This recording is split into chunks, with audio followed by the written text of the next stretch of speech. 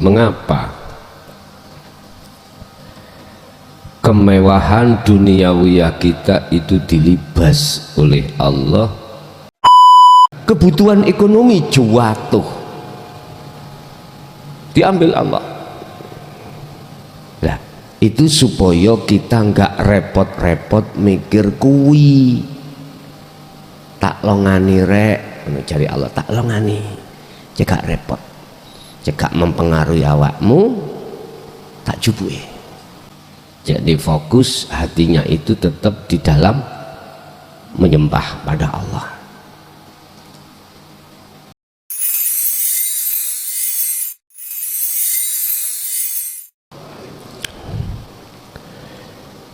Ila hadratin Nabi Mustafa Rasulullah sallallahu alaihi wa alihi wasallam wa ala alihi wa azwajihi wa dzurriyyatihi wa qarabati wa ali baiti wa ashabil kiram wa ila jami'il anbiya wal mursalin wal awliya wa syuhada wa sholihin wa tabi'ina ila yaumiddin khususan jami'i masyayikhi ila mantahum wa ila abaina wa ummatina wa ajdadina wa masyayikhina wa auladina wa azwajina wa dzurriyyatina wa ali baitina wa jami'i man tabi'ana khususan jami'al arwah fi hadil majlis wa ghairuhum lahumul fatihah.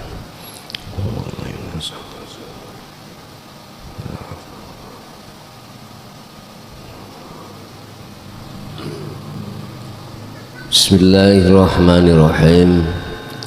Alhamdulillah wassalatu wassalamu rasulillah sayyidina wa mawalah la haula wa la quwwata illa billah amma ba'da.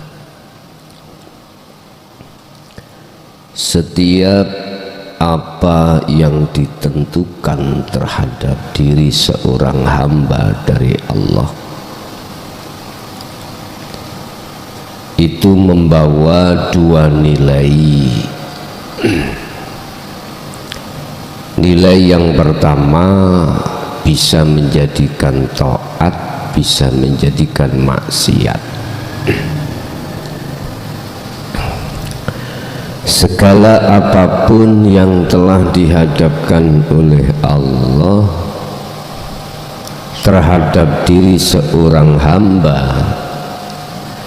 itu membawa dua nilai. Ada kaitannya nilai itu menjadi taat dan juga menjadi nilai maksiat. Ini yang kumaksud taat maksiat ing ngersane Gusti Allah. Taat maksiat yang ada kaitannya dengan ruhaniyah bukan jasmaniyah. Dikatakan taat karena waktu demi waktu, masa demi masa, takdir demi takdir, itu si hamba duduk di tajalli.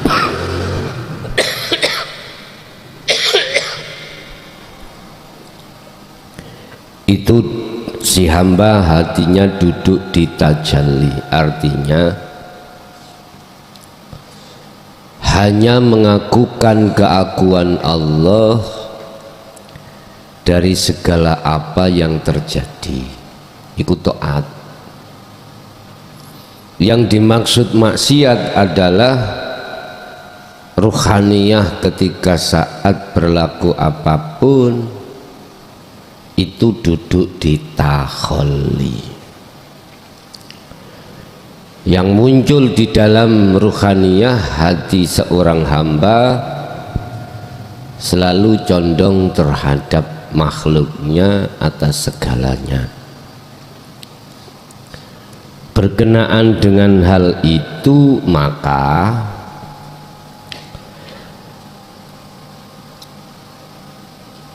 pada malam hari ini kita ngambil satu tema materi, mengapa kemewahan duniawiyah kita itu dilibas oleh Allah ketika saat hati itu betul-betul istiqomah, hati itu beralih, yang tadinya itu hati maksiat kemudian hati condong untuk taat. Mengapa? Kemewahan duniawiyah itu dilibas oleh Allah. Apa maksud dan tujuannya?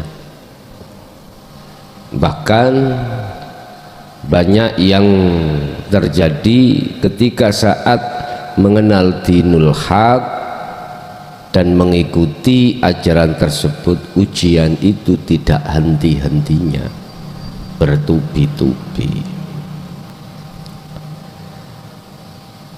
Tentang masalah duniawiyah ini Bapak Ibu, bukan yang dimaksud hanya yang berupa materi, enggak, tapi juga non materi.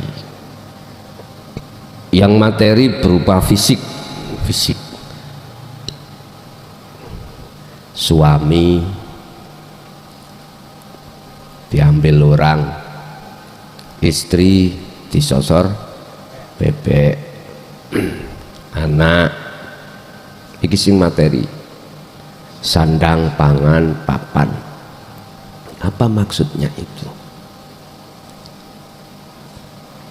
Mengapa hal itu Allah hadapkan terhadap diri kita yang mulai sadar bahwasannya rohaniyah kita maksiat, kemudian kita mau taat, melakukan taat, kok yo dihalang-halangi seperti itu? Iki sing materi. Yang non materi ada kaitannya dengan kehormatan. Anda tadinya itu di mata masyarakat punya nama, bukan nama orang, enggak. Punya nama karena marga, punya nama karena ilmu, macam-macam. Pokok intinya non materi iki, Anda punya status di mata masyarakat, Anda ini ditokohkan. Mengapa itu dihilangkan Allah? Mengapa Allah melibas? Ada maksud apa? Alladzi khalaqal mauta wal hayata liyabluwakum ayyukum ahsanu amala wa huwal azizul hakim. Allah berbuat demikian ini untuk melihat betulkah Anda itu orang-orang yang sadar.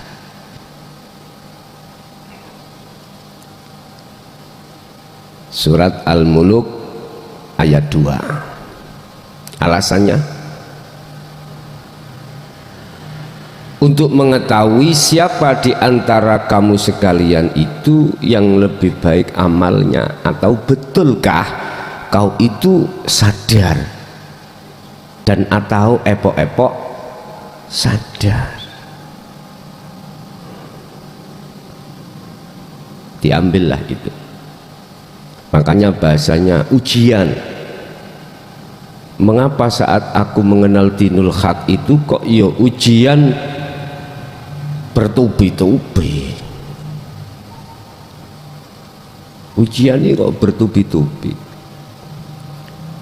Istriku yang asalnya nggak ngecemes sekarang ngecemes. Suamiku yang asalnya sewayang padaku saiki kok ya rasa-rasa. Kau diuji.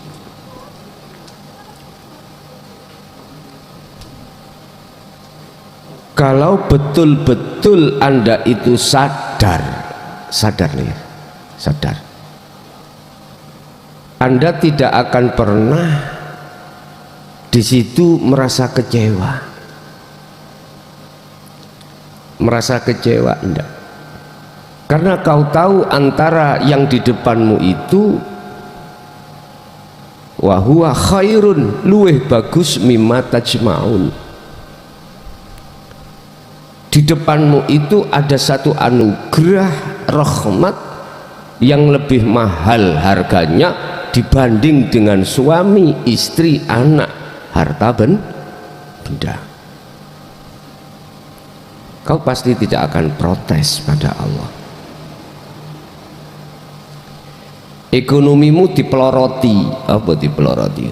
Dikurangi oleh Allah.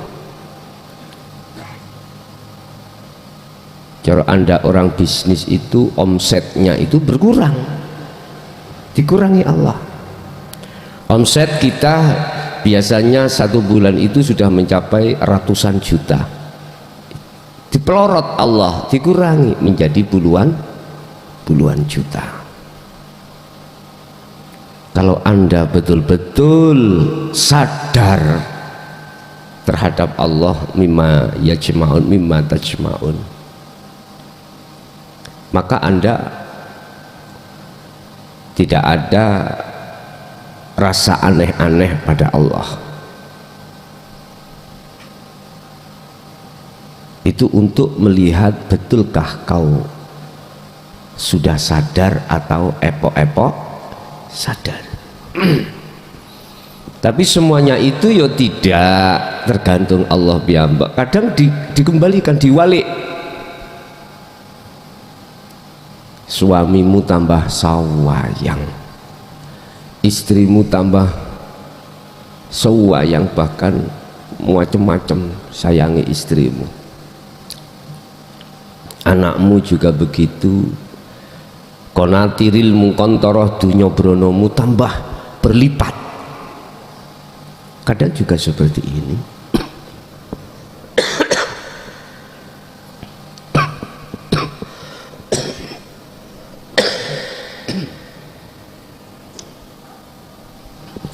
Di situ kan sudah dikatakan, kalau kau itu tahu di depanmu itu harganya lebih mahal ya,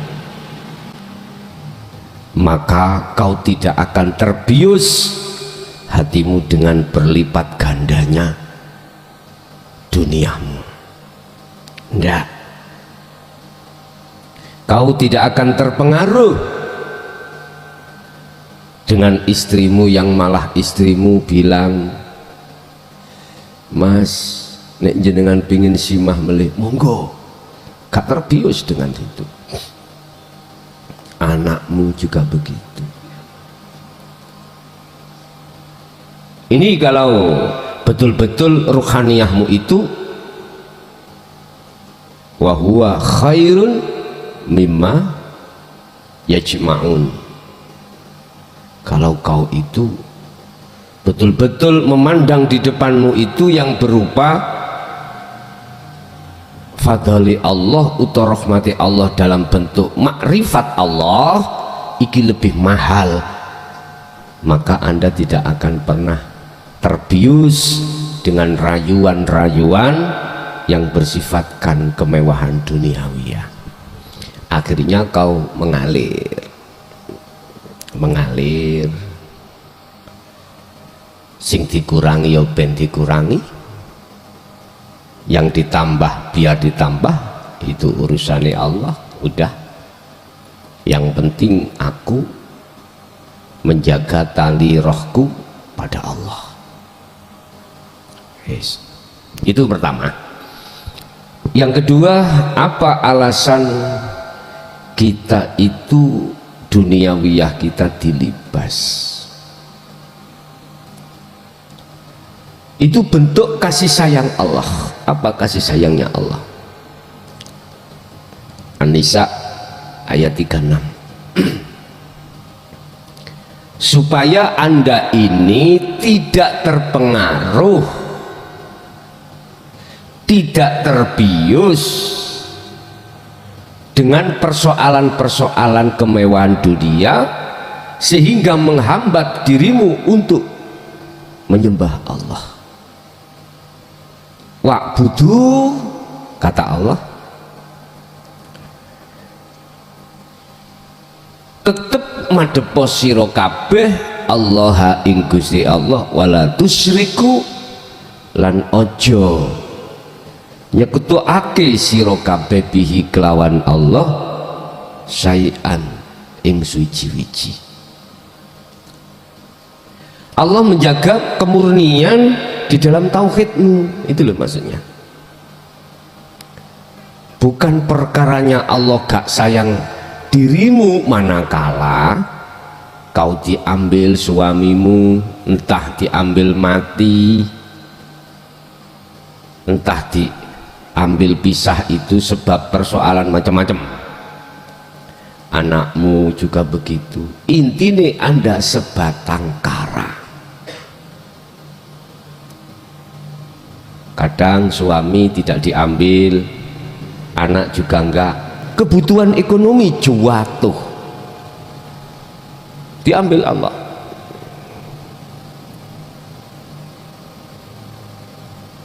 Lah itu supaya kita enggak repot-repot mikir kuwi, tak longani rek, cari Allah, tak longani, cekak repot, cekak mempengaruhi awakmu, tak jubuke. Jadi fokus hatinya itu tetap di dalam menyembah pada Allah. Kadang-kadang ada yang seperti ini Pak, ekonomi moncrot, fokus untuk madhep gak iso. Lah ngoten nggih, ngoten nggih. Ekonomi kita jatuh, akhirnya persoalan ngabukti pada Allah itu terpengaruh. Persapi ya tambah aneh sih gini ini. Lah berhalane dicukuk kok malah susah iku piye? Aku ya gak dong ya, ngene iki gak dong. Tahu gak dong namanya?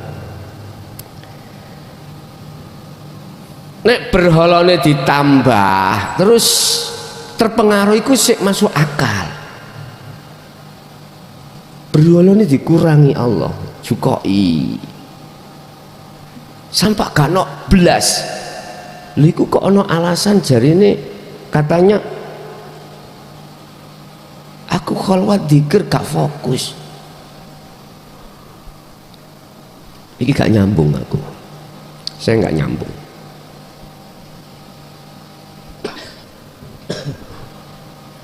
Yang tadinya itu mewah akhirnya hati jatuh, rumongso kita yang mewah. Itu berarti kita kan jatuh rohaninya itu dalam maksiat. Terus itu diambil Allah, akhirnya nggak ada rasa rumongso diri kita yang mewah. Loh, kan mestinya tambah wenteng toh. Padha mek ngene. Aku budal nang Jakarta nggo sepeda motor. Pakai udut. Jaraknya Mojokerto Jakarta kurang lebih ya 200 atau 300 kilo. Kilometer. Udutku motorku tak gemei bobot entah apa kuno ya 1 pintal. Apa tak podo pelayune dengan nggak bawa beban, dengan membawa beban 1 kuintal. Kok aneh ya? Dijuguk bobotnya kok malah kedemak-kedemak. Paham maksudku ya? Ada yang beralasan seperti itu. Kula niki mboten fokus Gus. Selama kula dereng apa jenenge dereng sugih, selama ekonomi kula niki jatuh, kula dereng fokus. Zikir dereng fokus nang Allah. Aku nek dikai takokan ngoten niku mboten dong, Pak. Mboten mudeng. Tidak mudeng. Apa gak mudeng itu? Gak sambung. Mestinya kau ke Jakarta ketika saat keretamu atau udutmu, sepeda motormu iku ketika nggak ada beban, iku mestinya cepet nyampe. Dibanding dengan ketika kita berangkat itu membawa beban 1 kuintal, mestinya lebih cepat yang tidak ada beban. Inilah Pak Bu, pengalaman yang dijadikan alasan ketika saat dulu-dulu itu bagi para sailin, salikin, orang yang berangkat menuju dan bertemu Allah itu dipilih enggak patek ono beban. Akhirnya pilih bojone ditinggal, anaknya ditinggal, kabeh bisnisnya ditinggal, cari wong kampung mulai gendengi kumat. Dulu gitu Pak, mungkin sampean kenal kandangan itu Gus Komari. Gus Komari jonglo ayo, jonglo ngorok Jombang. Sopo kali ya. Sopo kali. Jadi keluarga ditinggal, apa urusan dengan bisnis orang lain, hubungan dengan orang lain, tetangga dan lain sebagainya, masyarakat ditinggal nang kali ya.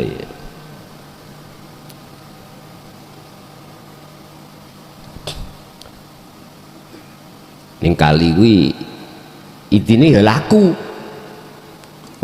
enggak kebanyakan kita nang kali ku golek iwak ya, nek gak ngono ini lho apa golek emas atau golek wedi. Beliau laku laku. Atau yang apa, yang tinggalkan keluarga dan kemewahan duniawiyah itu ada yang ke gua, ada yang ke hutan, pokoknya menjauh dari keramaian masyarakat. Termasuk Imam Ghazali di dalam kitab Bidayah diceritakan begitu. Imam Ghazali itu Pak punya apa status sebagai rektor Al-Azhar. Tahu nang Al-Azhar men? Kairo mriku Mesir. Niki universitas apa universitas yang bener itu? Universitas elit Pak niku. Mahasiswa masuk itu syaratnya kudu hafal Quran. Hafal Quran. Harus hafal Quran. Dulu entah sekarang, nggak tahu sekarang. Zaman kula dulu, zaman cerita ngono lho. Gak zaman mlebu, ndak zaman cerita. Iku setiap mahasiswa atau mahasiswi daftar ingin masuk belajar di Al-Azhar, dia harus hafal Quran Pak, harus hafal Quran. Loh, beliau sebagai rektor Pak, bukan dosen, bukan dekan, rektor. Berarti nek rektor itu tertinggi, yang punya kewenangan dan kebijakan segala apapun.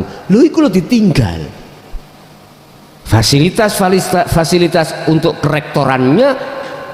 Cara sakniki itu kalau sekarang itu ada rumah dinas ya, ada mobil dinas, cuman istri dinas enggak ada. Semua ditinggal. Yang maksud dan tujuan adalah untuk memurnikan tauhidnya pada Allah. Dan Nabi Ibrahim yang ngono kok.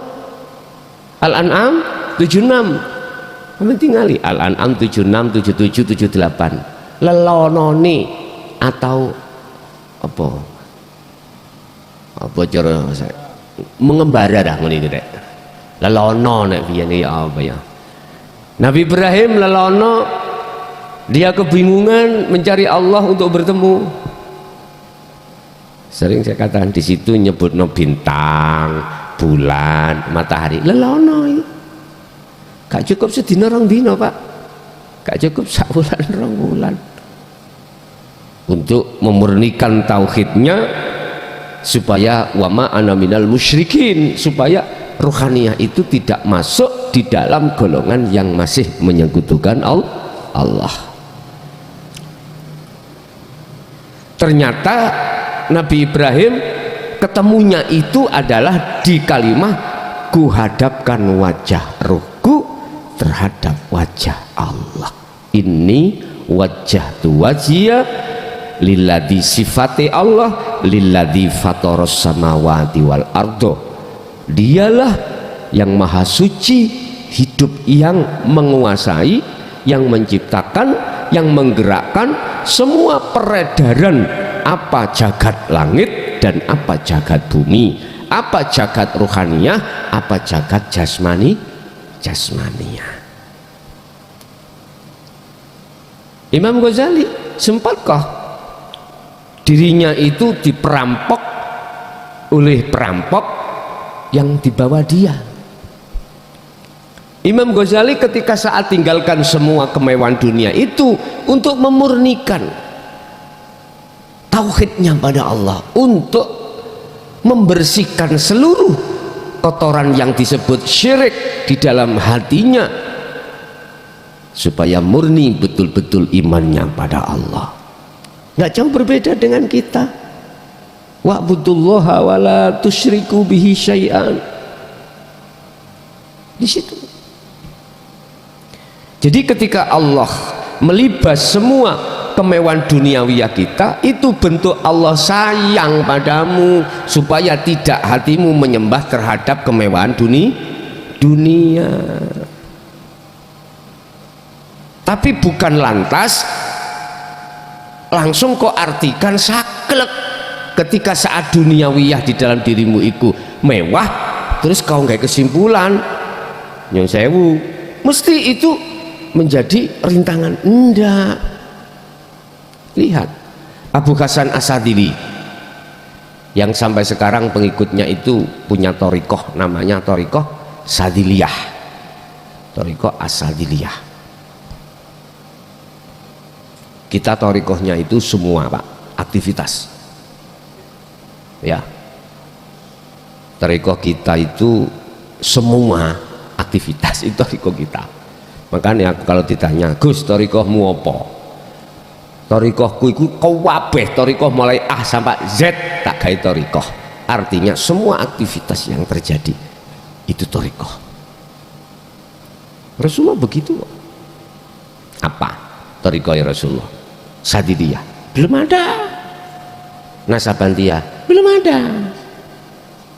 Pada saat beliau ternyata millata Ibrahim Hanif, mengikuti torikohnya Nabi Ibrahim, nenek moyangnya. Apa? Semua aktivitas yang dihadapkan Allah terhadap dirimu, jadikanlah sebagai jalan ruhaniyahmu bertemu Allah. Kau usah repot-repot sampai niku. Engko kakan wirid, akhirnya kui dangi-dangi. Kebanyakan wirid, akhirnya kui jadi orang yang kecirit. Artinya gini, Anda terlalu banyak karomah, akhirnya mendidih. Oh nek kak torikohku kak benar.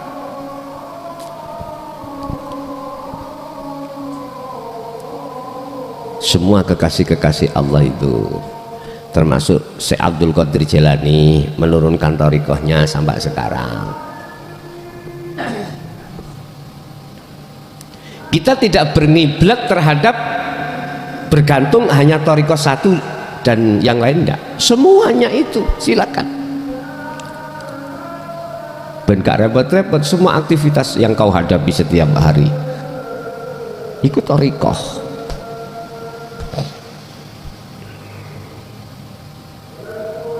Wis mblenger Pak, cara kami bergelut di dalam torikoh A sampai Z itu mblenger.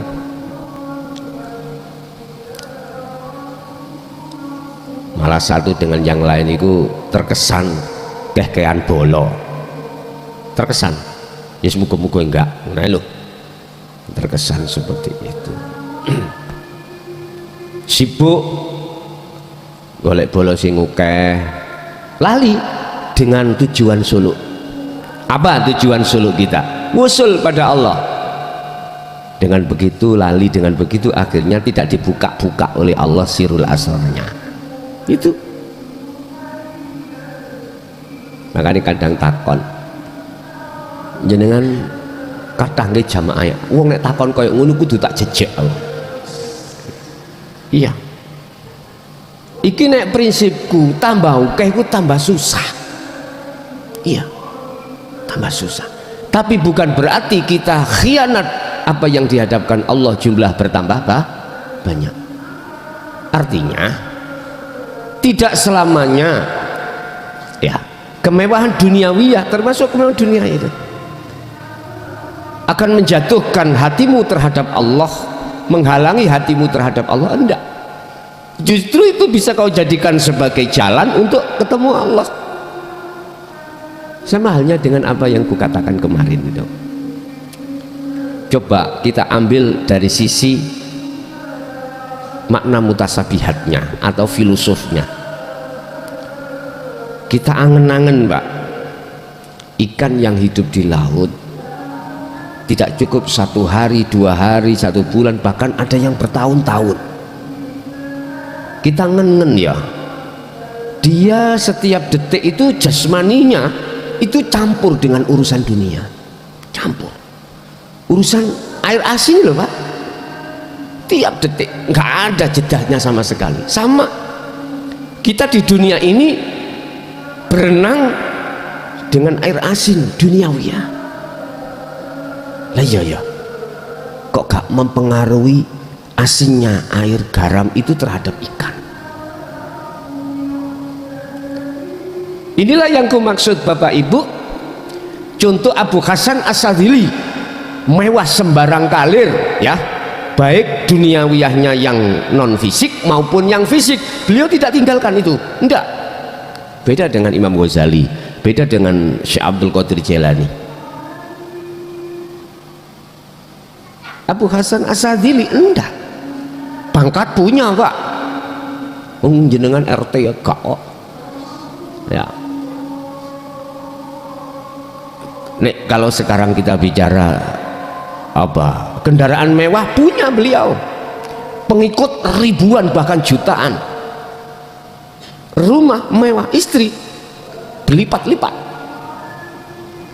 Mohon maaf ya, tapi tidak mengapa tidak menjadikan pengaruh ruhaniyahnya beliau terhadap Allah. Nah ini apa rahasianya?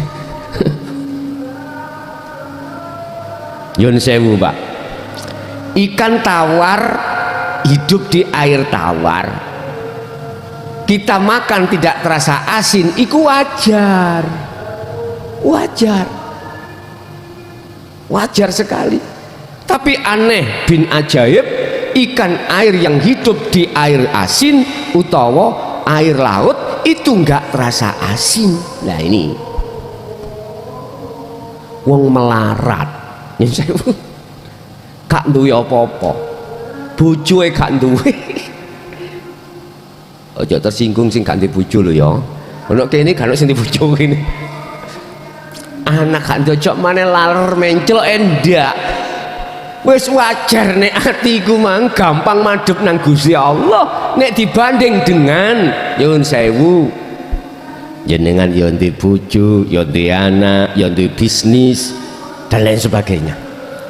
Tapi ini kok ya malah dek iso madhep nang Allah kanthi istiqomah, ini luar biasa. Wong perang menang gak ono mungsuhe biasa. Ada tuh Pak perang gak ono mungsuhe menang? Ada, lho wonten. Ada, Pak. Perang nggih nggo bedil lan sak piturute ya. Perang. Tapi dia nggak mati, menang biasa ya. Iko latihan perang yo apen-apen. Sing luar biasa kan ngeten, jenengan perang mungsuhe ada bahkan lebih berat daripada Anda, tapi Anda menang. Saya tidak akan pulang manakala, mohon maaf, tidak membawa kemenangan. Artinya komitmen tekad hati yang kuat tidak akan pulang kalau tidak membawa kemenangan. Berarti apa? Siap mati. Ngoten, Pak. Lah terus rahasianya apa? Iwak iku kok yo nggak ada jedah dengan air asin, kok nggak asin hidup? Alasannya ada di situ. Karena ikan itu hidup, jadi nggak ada jedah satu detik pun di bawah detik itu apa? Hitungan di bawah detik mol mbuh ya sapa lah gunung mbuh mul mbuh mol tergantung jenengan aran, nggak ada jeda sama sekali. Tapi kok ya nggak terasa asin, alasannya kuncinya rahasianya karena hidup ikan itu loh hidup. Kalau ikan itu mati ya udah langsung satu detik pun mati langsung terasa asin pak, asin mas.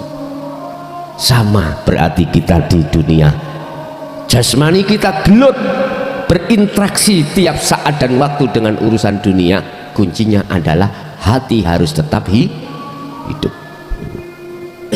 Piye carane hati tetap hidup? Wadkur isma rabbika bukrata wa asila. Faqala aidan ya ayyuhalladzina amanu dzkurullaha qiyaman wa qu'udan wa 'ala junubihim. Baik waktu kau berdiri, kau waktu dudukmu, waktu kau berbaring, berarti sadar gak sadar, tidur gak tidur, tetap wadkurullaha ilingo sadaro bahwasanya semua yang beraku-aku itu adalah Allah Subhanahu wa ta'ala. Yes. Jadi alasan Allah melibas duniawiyah, kemewahan duniawiyahmu manakala dilibas iku semata-mata supaya ruhaniyahmu selamat, tidak menghambakan diri terhadap duniawiyah. Tetapi ada yang malah dibalik duniawiyahmu itu malah dilipat gandakan. Hanya satu di situ, Rabbana atina min ladunka rahmah wa hayyi lana min amrina rasyada. Anda tidak terpengaruh dengan hal itu. Anda tidak terpengaruh dengan hal itu, tapi harus tahu kuncinya. Kuncinya adalah hidup tanpa ada jeda di dalam hatimu. Maksudnya hidup adalah kau harus selalu berzikir, selalu sadar segala apa yang terjadi baik di dalam maupun di luar dirimu, sesungguhnya itu yang beraf'al itu adalah af'alullah, itu yang beragawe, itu yang berperan hanyalah akunya Allah. Oke, ada yang perlu ditanyakan, kami persilakan.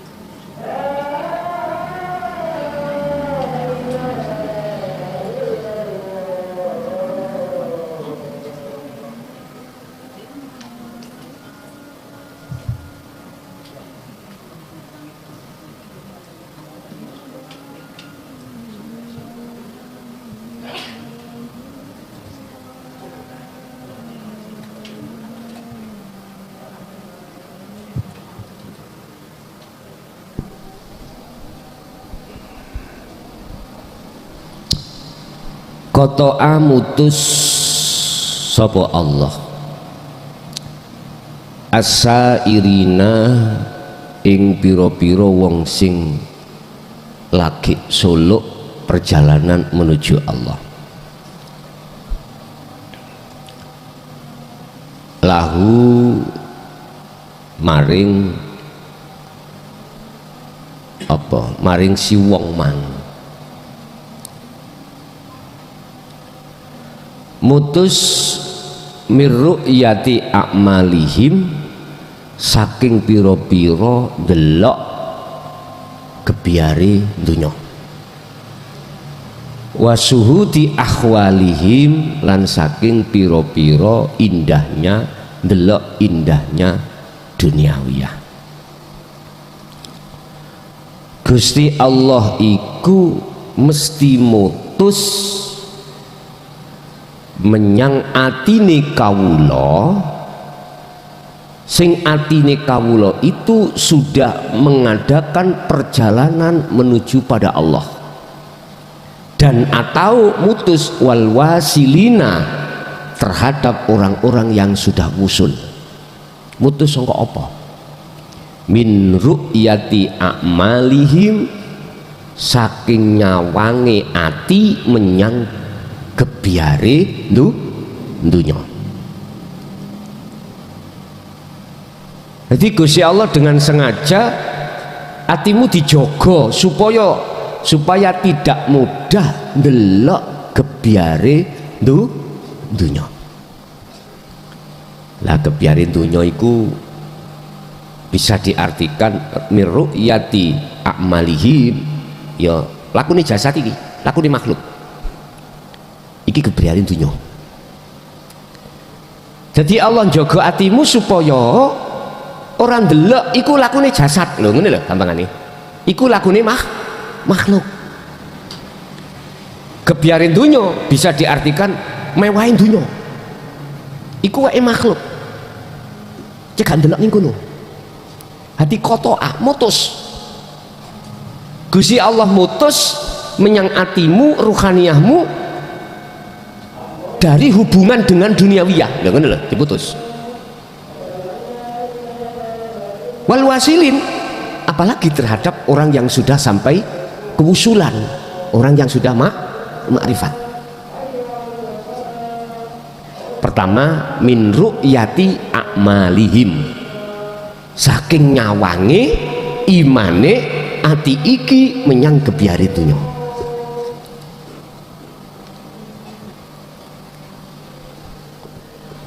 Wasuhudi akhwalihim, lan penyawangane atine kawula dateng perkara-perkara sing ana kaitane sugih melarat lan sak piturute. Lah apa Gusti Allah kok mutus? Supaya kuwi iki nek keplecuk ngadeg maneh. Lah apa Gusti Allah mutus? Supaya kuwi iku ketika saat jatuh lalai iku kembali lagi. Dan ini berlaku pada si salik atau sairin, yaitu orang yang berjalan tapi belum ketemu, menuju tujuan tapi belum ketemu. Posisinya masih di ainul basiroh, masih merasakan dirinya bahwasanya semuanya itu yang berlaku adalah Allah, tapi akunya Allah belum muncul, belum. Dia yakin tapi belum ketemu yang yakini. Inilah proses pembersihan syirik khafi di dalam hatimu. Loh, Allah mutus hubunganmu ambek urusan dunia. Min ru'yati a'malihim wa syuhudi akhwalihim, diputus. Makanya sampai ngen-ngen, Anda kalau masih ada di musyahadatul fana,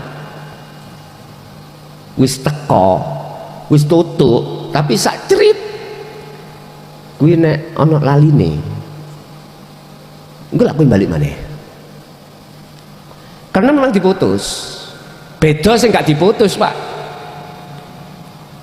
Ora eneng ilinge belas, masih lesan nyebut la ilaha illallah, masih ati ngucap Allah Allah, tapi ruhaniyah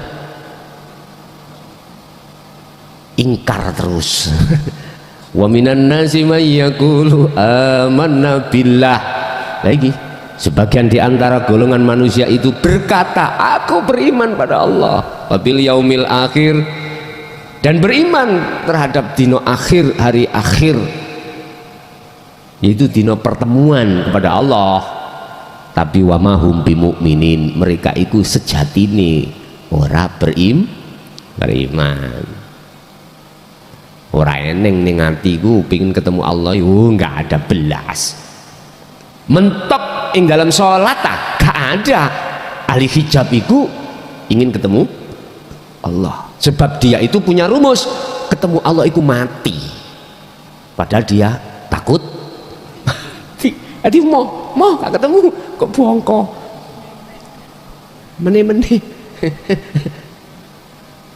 padahal ketemu Allah itu memang mati Pak, mematikan keakuan hamba. Tapi berhubung gak paham ya bingung. Jadi yang katakan bertemu liko iku mati sih. Apa yo gak nyinaoni belajar Al-Kahfi ayat 110.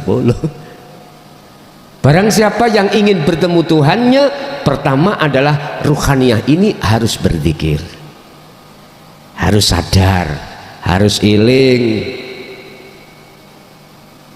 bahwasanya semua apa yang terjadi itu karena Allah semata-mata. Inilah proses su'aul basirah ke ainul basirah di dalam dzikir sirul asrar, yang dalam Al-Quran di situ disebutkan fal ya'mal amalan sholihan, lakukanlah perbuatan yang bagus. Artinya ojo ndelok perbuatan fisik, perbuatan ruhaninya, berarti tumindak kholwat itu bos. Yang kedua, wala yusyrik, jangan menyekutukan kau terhadap Allah. Wala yusyrik bi'ibadati rabbi ahada. Ketika Anda beraktivitas, jangan ada di dalam hatimu itu punya iman yang melakukan kau, jangan, atau makhluk, jangan. Wong kita itu ada di posisi musyahadatul fana, yo kolon jelungup kono tangi. Makanya Gusti Allah bahasa kotoah, mutus hubungan hatimu terhadap urusan dunia. Itu maksudnya kau itu tatkala terjerumus itu mesti bisa balik. Wong sing iso ngelangi krono aruse saking nemene kedelep ya mesti iso njombol. Coba Anda sing gak iso ngelangi, gayanya gaya batu ambles terus gak mungkin. Allah ya karim.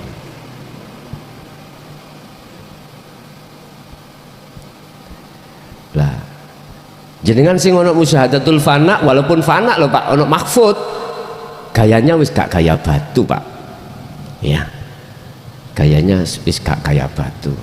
Jadi tenggelammu Anda pasti akan bisa naik lagi. Terus pertanyaan nih, sing nenggelamno ya sapa, sing njumbulno ya sapa? Iku akan ketemu ketika Anda sudah menjadi wasil, sudah wasilun, sudah ainul basirah, walaupun di musyahadatul fana ketemu itu. Ketemu. Akhirnya tambah lama derajatmu tambah ningkat, ada nih musyahadatul bako, apa jenenge kamil, lalu ke bako. Udah ke bako ya sudah maksum. Ya laksana kau sebagai ikan yang hidup di tengah-tengah air laut. Hidupmu terus. Jadi walaupun Anda dijatuhkan maksiat, ikut jadi taat. Kok isep? Kau dijatuhkan lali, mesti langsung bali sing nglalekno aku ya sapa. Lha iku dadi eling dadine. Semua kekasih-kekasih Allah kalau sudah dijatuhkan di maksum itu seperti itu. Urusan secara fisik, perbuatan fisik wis gak diukur. Ukuran itu di akhwal, lakune ati. Fisik bagaimana wis gak diukur. Iku ukurannya ning syariat. Nek rohaniyah Anda terus ngukurin nang ngene hakikat terus. ruhaniyah ini. Oke Bapak Ibu, itulah apa yang Allah titipkan dan perjalanan kita terhadapnya estu ini sudah agak miring, mataharinya sudah lingsir ya, sudah lingsir tekan jam piro iki Pak? Jam 3 ya bisanya, jam 3. Ya udah, kita akan menghadapi nggak ada cahaya. Berarti kapan? Maghrib hurufus samsi, matahari sudah tidak keluar lagi, alias matahari sudah tenggelam, otomatis tanda tidak akan ada sinar. Oleh sebab itu Anda harus cari sinar yang kekal, jangan sinar matahari, karena sinar matahari ini sudah jam 3, jatuhnya nanti jam 6 kurang 15 menit, jadi kurang berapa itu? 3, 4, 5, jadi 2 jam. Berapa itu Pak? Siaplah, carilah cahaya yang kekal. Nggak ada cahaya yang kekal kecuali cahaya makrifat Allah. Cahaya makrifat Allah itu hanya didatangkan terhadap hamba yang dikehendaki. Siapa? Hamba yang sudah memegang wahyu Allah, la ilaha illa anta wa ana. Dialah yang selalu menjaga zikir sirul asrar sampai fana'ul zikri. Al-Fatihah.